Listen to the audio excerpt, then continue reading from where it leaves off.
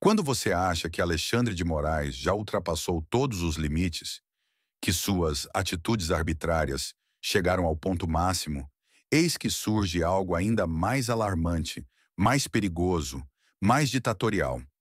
O ministro do Supremo Tribunal Federal, que já concentra um poder sem precedentes, agora avança para um novo patamar de influência e controle absoluto. Ele não quer mais apenas comandar o judiciário com mãos de ferro.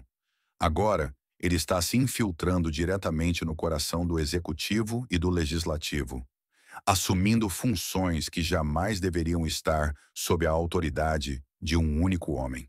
Estamos falando de uma escalada de poder que desafia todos os princípios democráticos e joga por terra qualquer ilusão de equilíbrio entre os três poderes. E o mais assustador de tudo, esse movimento tem um alvo claro e direto: os Estados Unidos da América. Isso mesmo. A ousadia de Moraes não tem mais fronteiras, e agora ele quer revidar diretamente contra uma das maiores potências do mundo.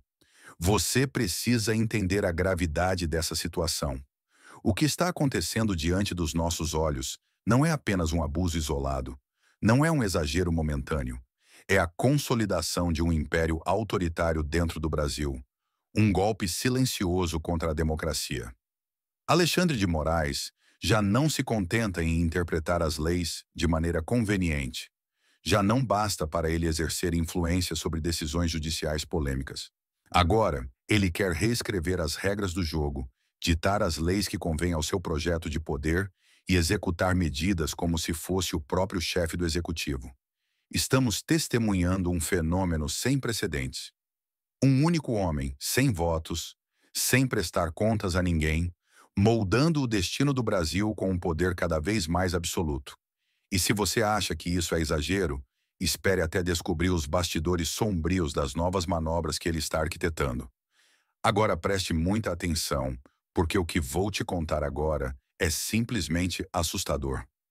Segundo uma matéria publicada pelo jornalista Lauro Jardim, do jornal O Globo, Alexandre de Moraes não apenas interfere nas decisões do judiciário, mas agora também escreve leis para o Congresso. Isso mesmo. O ministro do STF, que deveria se limitar a interpretar as normas constitucionais, está agora ditando as regras diretamente, como se fosse um parlamentar. E não é qualquer lei. Ele ajudou a formular um projeto de retaliação contra os Estados Unidos. Sim, você ouviu certo. Um projeto de lei criado com o propósito explícito de se vingar de críticas internacionais dirigidas ao STF e ao próprio Moraes. Mas isso não é tudo. O que realmente choca é que essa nova manobra tem um alvo bem específico: Donald Trump e Elon Musk. E qual é exatamente o conteúdo dessa lei absurda? O projeto quer impedir a entrada de estrangeiros que desrespeitem instituições brasileiras e seus representantes. Mas vamos deixar as coisas bem claras aqui. Não se trata de proteger o Brasil, suas leis ou sua soberania.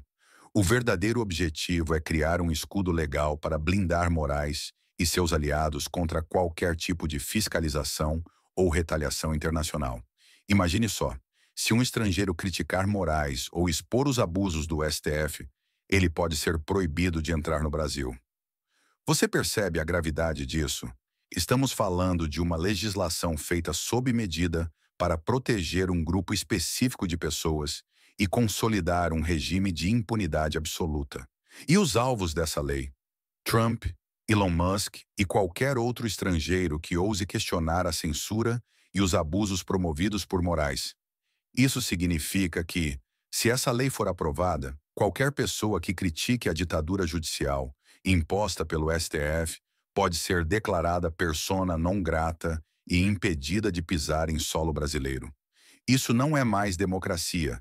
Isso é um regime autoritário sendo consolidado diante dos nossos olhos. Mas não pense que a coisa para por aí. O plano de Moraes vai muito além desse projeto de lei absurdo. Ele já começou a se infiltrar em outras áreas estratégicas do governo, assumindo um papel que nunca deveria pertencer a um ministro do STF. Quer uma prova concreta disso? Recentemente, Moraes ajudou o Itamaraty a redigir uma nota de resposta aos Estados Unidos. Sim, você ouviu certo. O ministro agora quer atuar como um diplomata, ditando como o Brasil deve se posicionar perante o governo americano. Agora pare e pense comigo. Desde quando um magistrado tem autoridade para interferir diretamente na política externa do país? Isso significa que Moraes não está apenas legislando e julgando, ele agora também está influenciando as relações internacionais do Brasil. Estamos diante de um cenário assustador, onde um único homem está acumulando poder nas três esferas do governo: legislativa, executiva e judiciária. Isso é um império de poder absoluto. E a pergunta que não quer calar: se Moraes já se sente confortável para tomar esse tipo de decisão sem nenhuma consequência, o que o impede de expandir ainda mais sua influência e se tornar, na prática, o verdadeiro governante do Brasil? E tem mais. Como se já não bastasse Moraes querer legislar, julgar e influenciar o executivo, agora ele também resolveu se meter em assuntos internacionais de forma descarada. Recentemente, ele atacou publicamente Donald Trump, afirmando que países não devem ser tratados como colônias dos Estados Unidos. Mas espere um pouco. Desde quando um ministro do STF tem autoridade para se envolver em geopolítica e desafiar líderes mundiais? O Supremo Tribunal Federal não tem função política, não tem função diplomática e não tem função legislativa. Mas para Moraes, esses limites simplesmente não existem. Ele não se contenta em controlar o Brasil. Agora quer desafiar potências estrangeiras e decidir o rumo das relações internacionais do país. Agora pense bem. Se um ministro do STF se sente à vontade para enfrentar abertamente uma figura como Donald Trump, quem poderá detê-lo dentro do Brasil? Se ele já age como um ditador no território nacional, agora parece querer expandir sua influência para além das nossas fronteiras. O que virá a seguir? Uma intervenção direta em eleições de outros países? A censura de líderes estrangeiros que o criticarem? O fato é que Moraes está se tornando um dos homens mais poderosos da América Latina e talvez do mundo. Ele não presta contas a ninguém, não é eleito pelo povo e, mesmo assim, está ditando os rumos da política nacional e internacional. Isso não é apenas perigoso, é um sinal de que estamos caminhando para um regime onde um único homem decide tudo, e quem ousar questioná-lo será punido. E a situação pode ficar ainda pior. Se você achava que já tinha visto de tudo, segure-se, porque agora vamos conectar os pontos de um plano que coloca Alexandre de Moraes no centro absoluto do poder brasileiro. Vamos recapitular.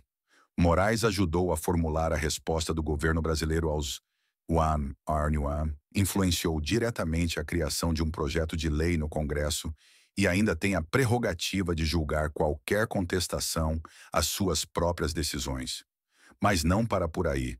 Ele também mantém uma relação extremamente próxima com o Procurador-Geral da República, um cargo fundamental dentro do sistema judiciário e que, adivinhe só, foi ocupado por indicação de alguém que conta com sua influência direta. Mas o que isso significa na prática? Significa que qualquer denúncia contra ele dificilmente terá andamento. Significa que qualquer decisão do Supremo que favoreça seus interesses dificilmente será contestada.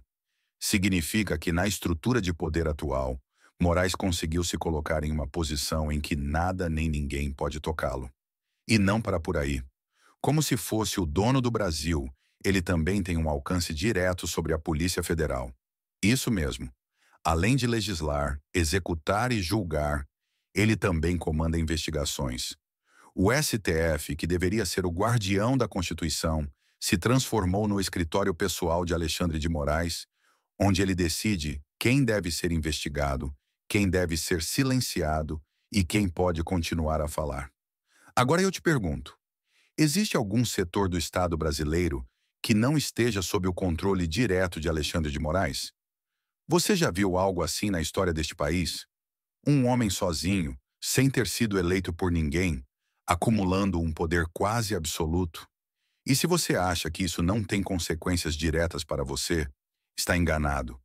Um país onde um único homem pode manipular o legislativo, influenciar o executivo, comandar a justiça e ditar os rumos da diplomacia, é um país onde a democracia deixou de existir. Agora chegamos ao ponto mais crítico dessa história. Isso não é mais uma questão de interpretação jurídica. Não é mais um debate sobre o papel do Supremo Tribunal Federal. Isso é um fato inegável. Alexandre de Moraes está acima das leis, acima das instituições e acima de qualquer limite que um dia existiu na democracia brasileira. O que estamos testemunhando não é apenas uma concentração de poder, é a criação de uma autoridade inquestionável, um verdadeiro império dentro do Brasil. Um homem que pode ditar regras, escrever leis, influenciar decisões internacionais, controlar investigações e ainda determinar quem pode ou não se manifestar publicamente. E agora eu te pergunto, se um único homem tem o poder de controlar o legislativo, o executivo e o judiciário ao mesmo tempo, ainda podemos chamar isso de democracia? O que acontece quando alguém se torna inatingível? O que acontece quando a lei, que deveria valer para todos, passa a valer apenas para os inimigos desse sistema? O Brasil chegou ao ponto mais perigoso da sua história recente. Mas ainda há uma saída: denunciar, compartilhar e abrir os olhos do maior número de pessoas possível. E você? Vai ficar calado diante disso? Deixe seu comentário aqui embaixo, compartilhe esse vídeo e faça essa informação chegar a mais brasileiros. O tempo para reagir está se esgotando.